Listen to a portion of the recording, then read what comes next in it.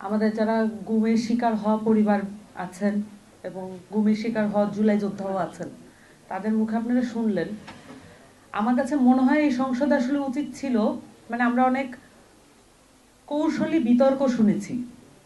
এই সংসদে আসলে উচিত ছিল 2000 পরিবারের গল্প বলা, বিরোধী দলের পক্ষ থেকে যা উচিত ছিল। 2000 শহীদ পরিবারের কিভাবে শহীদ হয়েছে এই গল্প বলা, যারা আহত হয়েছে তাদের পরিবারের গল্প বলা, এই মুহূর্তে তারা কিভাবে চলছেন। সবচেয়ে বেশি যেটা কার্যকর হতো, যদি সরকারি দলে এখন যারা আছেন তাদের গুম হওয়া পরিবারগুলোর কি অবস্থা এবং তাদের যারা নিহত হয়েছেন এই অভ্যুত্থানে তাদের এখনকার পরিস্থিতি কি, এই বর্ণনাটা, মানে এটাই বললাম যে আমরা যেহেতু গরিব দেশ হিসেবে পরিচিত, এই কারণে আমাদের ওই যে ঘা প্রদর্শন পূর্বক আমাদের দয়া দাক্ষিণ্য এবং ভিক্ষা আবেদন করতে হয়। সো এখন আসেন যে এই যে কৌশলী বিতর্কগুলো আমরা পার্লামেন্টেও দেখছি, পার্লামেন্টের বাইরেও দেখছি। আমি চাইলে হয়তো আরো কৌশলী, আমি কতটুকু মেধাবী সেই প্রমাণটা হয়তো আপনাদের কাছে দিতে পারতাম, কিন্তু আমার কাছে মনে হয় না সেটার আর কোনো প্রয়োজন আছে।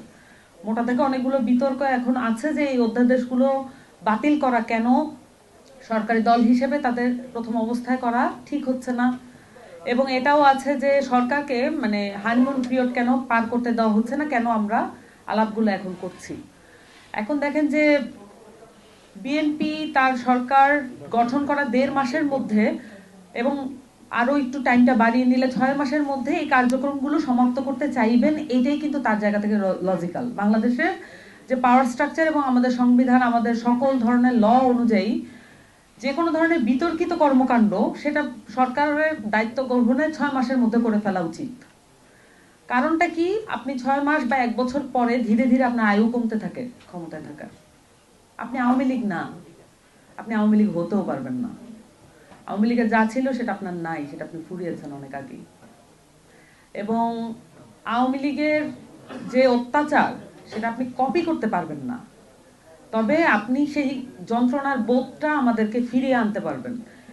আপনি মানে যেইটা কপি করার, মানে যেটা যে অত্যাচার সেটা আপনি কপি করার চেষ্টা করার আগেই ওই যন্ত্রণার বোধ থেকেই আপনার পতনের ডাক শুরু হয়ে যেতে পারে।